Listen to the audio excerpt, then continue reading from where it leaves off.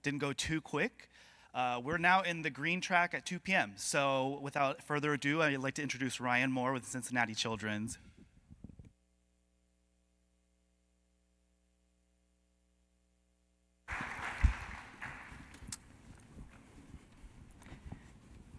Thank you all, and thank you to the organizers for allowing me to come and share the work that we're doing here. So my talk title is From Trough to Triumph: How Cincinnati Children's is Transforming Global Surgical Care for the World's Most Complex Patients. And so probably similar to like what a lot of you all have faced if you're in this development space, you hit that kind of trough of disillusionment and, you know, what am I doing? Why am I doing this? And we definitely have hit that at some points in our journey, but and I'll get to share how we kind of made it through that. The only disclosures that I have is I'm also a co-author of a children's book called Hank the Heart and then Billy the Brain. All of our book proceeds do go to health literacy and mental health research in patients with congenital heart disease. And because of, you know, you see Hank and some other stuff, and I am a cardiologist, but I didn't start out that way. I went to school for digital arts and gaming, failed out of that, became a cardiologist, and then trying to get back into it again. So you'll see a lot of some background into why I like digital arts and gaming and design. I'm very fortunate at our hospital at Cincinnati Children's to be part of a group of, we have 8 developers on staff, so essentially 8 Unity gaming developers on staff, and then we also have several digital artists within the hospital, and so we have essentially a gaming and a Pixar studios within the hospital. And one thing just to mention, because I think I'm one of the few healthcare representatives up here, is that Cincinnati Children's is one of the top children's hospitals in the U.S. In fact, in 2025, we were ranked the #1 children's hospital by U.S. News and World Report, and then they retired the ranking, so we're kind of forever the #1 children's hospital in our mind. We're also one of the largest funded pediatric institutions and medical institutions in the country. And we have the privilege of also being recognized as one of the most innovative companies. So we were recognized by Fortune for being one of the most innovative companies, and we were on the top for healthcare. And then just last week, we were recognized as being one of the best employers for tech workers. And the kind of cool thing about that is we were in the top 10 for all industries, and we were nicely positioned between NVIDIA, which is a company that I hold a lot of regards to in terms of innovation, and then we also beat the insurance companies for once. So we beat Blue Shield of California. So as a healthcare provider, anytime I can beat the insurance companies, that's a win for me. And we kind of go with this within our group and our team, is that we believe that emerging technologies can save more lives worldwide. Our biggest limitation right now is access. And so how do we look at ways that we can improve access with these technologies? And so really for that, it's building strong industry partnerships, and specifically tech industry partnerships for that. And so one of the first steps that we took was to create a surgical metaverse where medical experts can help plan and perform cases together in real time anywhere in the world. And so I'll take another quick step back and just kind of explain pediatrics and why pediatrics, we always get looked at as like we're a small market, but honestly, we're probably, when you think of small markets, we're kind of like the Formula One of healthcare. Our patients are the most complex patients that you can encounter, and similar to like Formula One cars, and everybody's driving those around the road, but everything that they learn and develop for those types of vehicles do impact a lot of the innovation that happens with it. So, and a good example of that is congenital heart surgery was the first open heart surgery that was performed, and so pediatric patients were the first ones to actually have heart surgery in the U.S., and that was back in 1953 by Dr. Gibbon when he performed the first open heart surgery on a 18-year-old patient, Cecilia Bovalek. And she went on to live 50 years after that operation. And again, this is a good example, is prior to that, they were doing nothing. And so, and we do still see areas where, nothing is felt that can be done, and we're still working on ways that we can improve that. And so, looking at just congenital heart disease, the global impact of that is about 1.4 million patients. So it's 1% of the population, so 1 in 100 births. And we see about 1.4 million every year of children that are born with it. About 260,000 children die from congenital heart disease also every year. So it's the most common thing that children can be born with that they will die from. And then the good news about it is that with good surgical care and good post-op care, you get about greater than 90% survival. The problem with it is the majority of deaths are still occurring in low to middle income countries or low resource settings because they don't have access to good surgical care. And there's a reason for that, is that you require surgeons, and this is for good reason, obviously, for extensive training for congenital heart disease because it's very complex. The size of a heart is about the size of your fist. You think about a newborn, it's about the size of their fist, so it's about the size of a strawberry that they have to operate on. And so, these are complex things to do, and they go through the typical training, plus they do additional years, and access is really limited to being able to continue to do the training that's necessary to take care of a lot of complex congenital heart disease. And so this gets us to the surgical metaverse. What is it and why does it matter? We've kind of defined this as an institution, as this industrial metaverse for our group, and we have AI, which is, always included into everything we talk about these days, real-time 3D and anatomic digital twins, immersive experiences, multiplayer networking, and then enhancing patient outcomes, and then more futuristic ideas like robotic surgery or anything else that may come down the pipeline. And so first, to start off with AI, how are we leveraging AI for this? It really was the imaging segmentation component. So imaging segmentation is, us building the CAD file or the model of the patient's anatomy based off of a CT scan. And so this used to take us days, or several hours to days to weeks. I called it my nights and weekends, while I'm watching like Netflix and stuff, and everybody else is Netflix and chill. I'm Netflix, chill, and 3D modeling.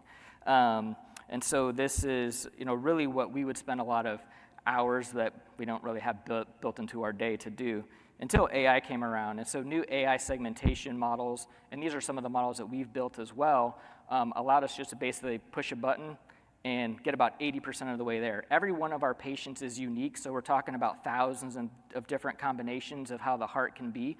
Also, the patient's size and everything else is going to determine some differentiating factors. But if we can get 80% of the way there, that cuts our work in half at least to be able to do this.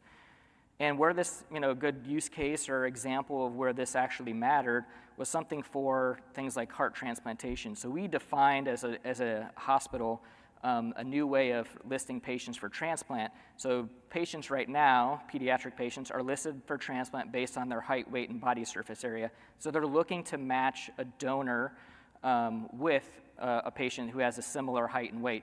But that doesn't make any sense when you think about the heart anatomy. So the heart itself, when it goes into failure, it gets very large. And so that essentially is leaving a larger space for you to be able to fit a new organ in. So if you're a 10-year-old who's listed for heart transplant, you can get a 30-year-old's heart, but they just weren't doing that before. And the reason why that matters is we get about 30% of kids who are on the wait list have a 30% mortality, and you waste about a third of organs. So if you can't find, if a donor cannot find a recipient or someone to transplant the heart into, that organ goes to waste. And so we don't have a lot of organs to spare, which is a good thing, but at the same time we have to be better at utilizing those. And so this allowed us to be able to do that. And one of the things that we learned from this is that, again, just using this AI segmentation tool, and we worked with Monai Label, which was a big initiative supported by NVIDIA, where we could really just hit a button and automatically segment the heart. So now we can match patients, donors or recipients. We're currently going through all of our results with that, but anecdotally I can say our patients are definitely getting off the wait list faster, and we're transplanting more of our patients based on being able to leverage this. That's just publication that we have on our AI model. I'm just going to jump right into the surgical metaverse. And this is really our evolution of where we were at. So back in 2012, we started with 3D printing all the way up until now. So we started in the XR space, I would say, pretty early. We were doing a lot of desktop kind of planning back in 2014. And in about 2017, 2018 is when we really moved into the virtual space. And this kind of gets us into the conversation about, what's a medical digital twin or an anatomic digital twin. We have numerous different ways of looking at the heart, but they all don't come together as one. So when we talk about patients or we conference patients or we present to the surgeons, we're pulling up 6 different softwares just to show them the same thing. And this, as we all know, this is 2025, but why are we still doing that? It's because that this data is kind of existing in one form, but how do we unlock that and bring it into this comprehensive digital twin? So really the first step for us was to create those digital twins using advanced imaging. And so there's echo images, CT, and then on the end you have an MRI that's got some what we call 4D flow in it, where you can see the flow through the heart. I would say, and I kind of still say, the gateway drug here for a lot of institutions is 3D printing. So a lot of places started with 3D printing, but I never really focused on that. We really focused heavily into the digital content and what can we do for the digital content, because really the reason why I stopped doing that is as soon as I printed a really beautiful heart model and I printed it in a flexible material that the surgeon can look at, he took a scalpel to it and started cutting it up and everything. And I was like, oh my God, all my work that I put all these hours into, you're just like chopping up like, beef. That became, and actually that's that model on the end there. You can see it's like got cuts and stuff into it. Then I realized, well, he doesn't really even care about the model. He just wants to know the anatomy and he wants to be able to look inside of it. And so that's really, for us where we started to focus a lot on this digital twin aspect. And we were doing things like preoperative and postoperative modeling, and so we'd be able to kind of plan or look at it before. And then as we got better and our team got better and we got better visualization techniques, just like you guys are all seeing in different other areas, we can get really good detail and really good accuracy around what the heart looks like, and using a lot of pretty tools, frankly, that we get through Unity and others to be able to better visualize these structures. And then we started to create these things like a virtual surgical blueprint where you can go step by step through the surgery and what the operation is going to be and what it's going to do. And the beauty of this is that anybody who has gone through any sort of procedure before, surgeon hands you a consent form and you're like, okay, I don't know what any of this means. Sign the consent form. We can actually show the families a step by step what the actual procedure is going to be. And then we can also use this to educate our teams as they're going through the procedure of what it's going to be. And we document these as these blueprints. And then again, as the fidelity of the imaging has gotten better, we can also start testing out different aspects. And again, a lot of this was being done on the desktop. And I'll get kind of to why that matters here in a minute.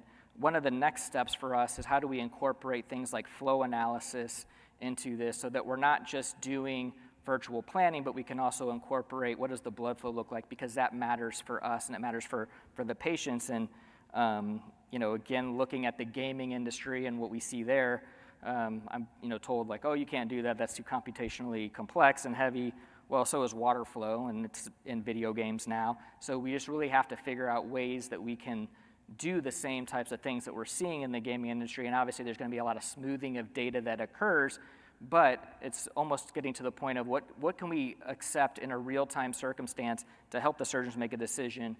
And I think the next phase of this too is going to be, where does AI play a role in this? And so this is one of my other hobbies, is to go onto like social media or LinkedIn and see everybody who's posting things about the heart's always the prototypical anatomy that different companies will use, and often the anatomy is wrong when they're posting it. And so I was testing out generative AI to see if it could create an anatomically correct heart.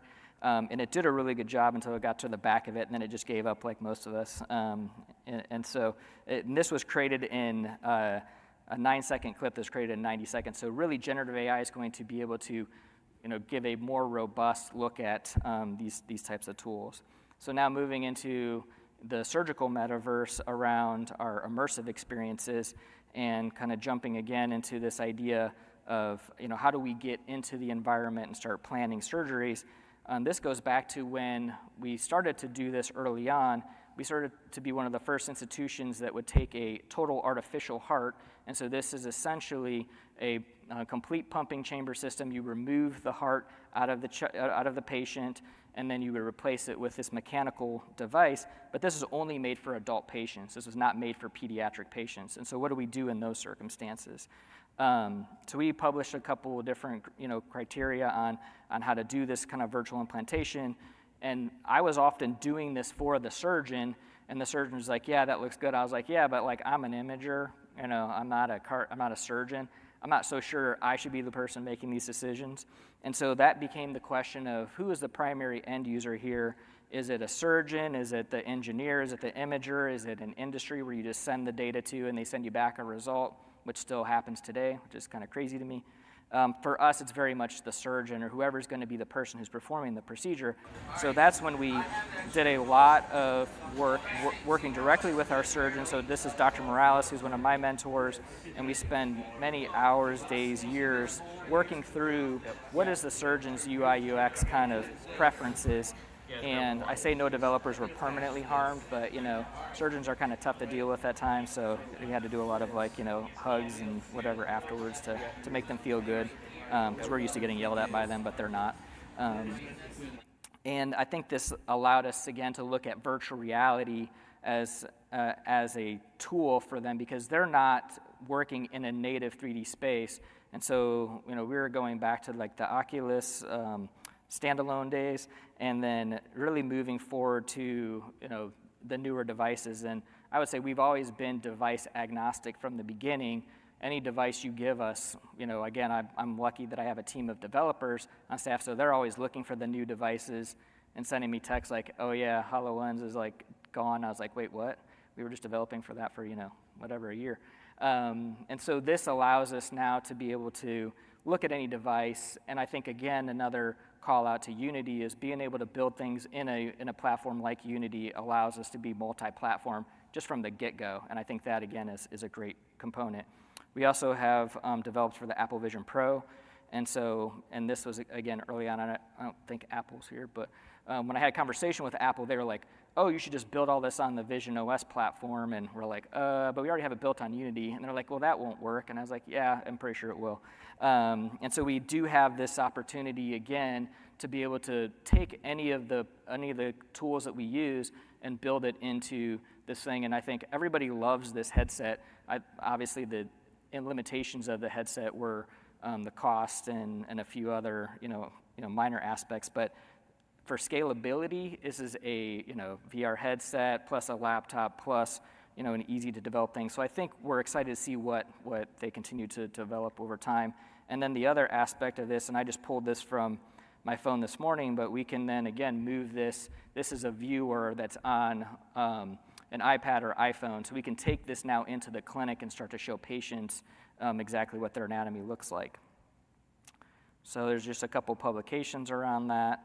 And this is some early work that we were doing with the HoloLens, and so this is a lamb that we're testing the anatomy out on and being able to see, when we overlay the anatomy. This is a product, Mediverse, that we've worked with this company, and they have a great intraoperative thing. It doesn't work so well for cardiac surgery because once you go into heart surgery, you suck all the blood out of the heart, it deforms the anatomy, and it doesn't really work that way for us, but ultimately these are tools that we can use intraoperatively. Now kind of moving on to the multiplayer networking. So really one of our goals overall for this is how do we share this real-time 3D medical expertise globally? So as I mentioned, we're at a large children's hospital that does a great job servicing our kind of area, but we also have global patients and a global network of patients, but how do we serve them so that they don't always have to come to our hospital in order to receive care? And that's been one of our goals as a hospital from the beginning. And one of the aspects that we recognize is that they can do pretty much most of these things. It's where we get to the virtual planning and then eventually to the flow dynamics. That's where there's a lot of limitations for different groups. So that's where, again, working with our partners at Unity, and I was actually excited yesterday to hear about the Niantic story around Pokemon Go, because one of the things we needed a tool that we could build on a platform or a network that can be scalable around the world. And that was, for me being in the gaming world, I was like, well, if you ever look at the little gaming world view and all the lights on of where everybody's at, like between Pokemon Go, Fortnite, Minecraft, Roblox, like it's pretty much everywhere. And so gaming networks are essentially ubiquitous. And if you can tap into that, then you essentially have now built your global surgeon network. Surgeons don't know what we're using the gaming network for, but that's what we're doing. And I think that was, again, a great experience for us to be able to work directly with Unity in order to develop that. And we created this grand vision together that we wanted to create a community where healthcare teams can plan and present cases, seek guidance, and collaborate anywhere on any device using these real-time 3D gaming networks so we can save more children's lives worldwide. And we were very fortunate that we received a large donation from Turner Farm Foundation to work directly with Unity. And then when the Unity kind of industry team moved over to Capgemini, we continued, and we still continue to work with them. But this allowed us now to do that kind of multiplayer virtual planning that we had always hoped to do. And then the other aspect of being able to do multiplayer, and also when you talk about a metaverse, people don't really talk about things like translation or time zones. So those are things that we had to build into there so that we can actually be working with teams around the world and being able to do real-time translation for that. And we were fortunate that we won the Unity for Humanity Award in 2024 for this work that we had done. And we've now built out this global network, and we're starting to continue to build this out with hospitals in Colombia, South America, in Tokyo, Japan. We got sick kids. I'm going to Africa in February to basically take a laptop, a headset, and try to set it up, like, and I would say one of the things that we always do is like, we're kind of in the thick of it, so we're just gonna figure out if this works or not. And so I think that's kind of one of those aspects that I really appreciate the academic environment, because the FDA, they kind of control me, but they really don't. And so the nice thing is that we can start to use these tools in ways that really can benefit our patients. So this was an example of us doing the first complex biventricular repair for Brazil in the country that they've never done before, and actually had a successful operation. Our surgeon went down there to help them with the operation, but we did all the virtual planning with it. And then we also helped now 5 hospitals in Japan, again, to place these devices. That's Dr. Morales that's talking through there. And this allows us, again, this used to take us a week to do, and we don't really encourage it, but it happens. But places will send us like a couple days before and say, hey, we don't know if we can fit this device in our patient. Can you help us to do the virtual planning? So we started to do that kind of work together. And we literally just did this last week where we're planning a complex repair with a group in Japan, and we're able to kind of demonstrate how they can do this. And for a lot of places, this is the first time that they're doing it.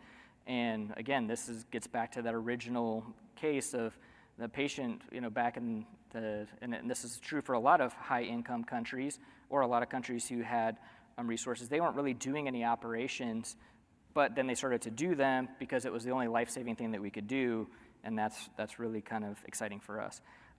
Just after lunch, I have this kind of cute graphic of a Hank character, but also some mildly graphic content. It's just an OR video I want to show you, but as we're planning these patches, we can actually just demonstrate exactly. So this is during the heart surgery, the surgeon will just take the patch that we planned, we'll 3D print a stencil or do kind of laser of it, and they just get in there and they do it. And you're taking an 8-hour plus operation, and you're at least condensing it down to a couple less hours. And more importantly, the heart stopped during this time. So while the heart stopped, we want to make sure that they move quickly at that point. They don't have time to be, taken time to cut, even though he's doing that anyways. But the amount of time that you can reduce for them to have to figure out what they're doing during it is going to be better for the child long term. And then another example that we have here is demonstrating the fact that we're doing, here's this a total artificial heart example. Sick Kids was ranked one of the top, if not the top, children's hospital in the world, and they had never placed a total artificial heart before in a pediatric patient, so we helped them do that through this. And we saw this immediate impact of the metaverse, and they gave us a little shout out of colleagues in the United States, but it wasn't about us getting the name recognition. It was really more about how do we help the patient, and this was exciting validation to us that our metaverse is kind of working.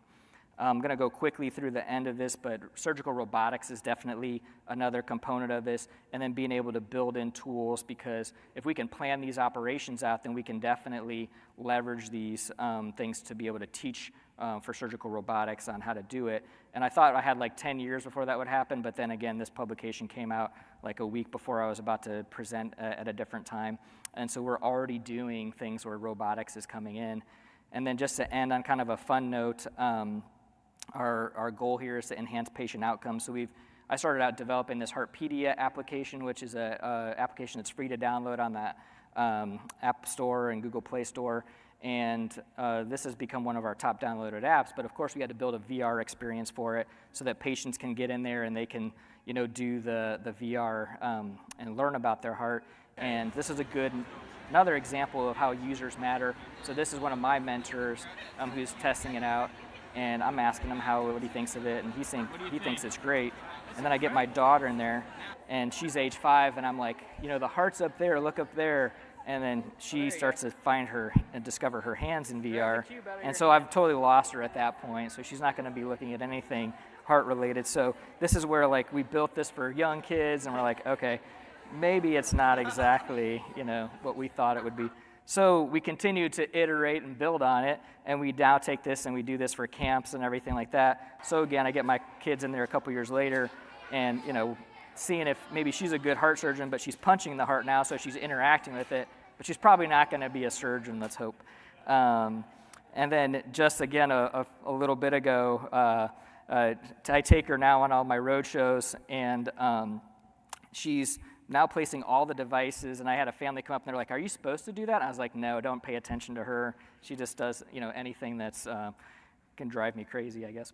And I think one of the more powerful things that we saw with this is that we had a mom that was in there, and she started to cry while she was in the headset, and we're thinking, "Oh gosh, she's getting motion sick or something like that." And we're like, "Are you okay?" She's like, "No, I just never understood my child's heart condition until now." And so we saw the impact and the power of this, and we actually have our patients who will get into the VR experience before this kid's 5 years old, and he went the day before surgery, and he was actually showing the surgeon, and Dr. Morales was like, "I like what he's doing. Maybe I'll take that approach." And because we're pediatricians and we're not monsters, we let him play Beat Saber anyways at the end of it. So, and we're building these immersive experiences.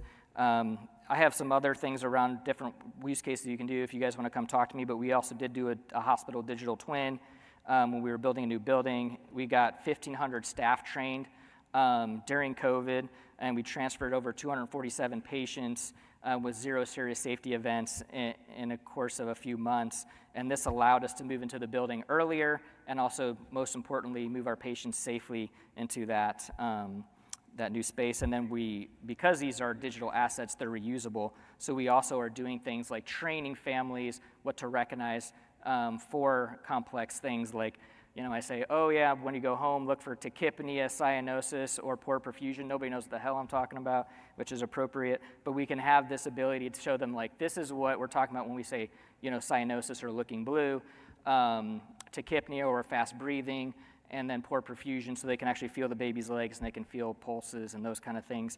And the nice thing about this is you can change the skin tone, so it's light, medium, dark skin tone, so they're not all just training on a white baby. But we actually have this ability to do that to help them out. And one of my fellows did this project and got the American Academy of Pediatrics Award for this, and it's really exciting work because it allows us to be able to do this stuff for families. And with that, I'll just kind of end that we really appreciate these tech industry collaborations, appreciate these opportunities to present at these other conferences, that are different than our scientific conferences. And I really do appreciate all the partners that we have in this space. And thank you very much for the opportunity.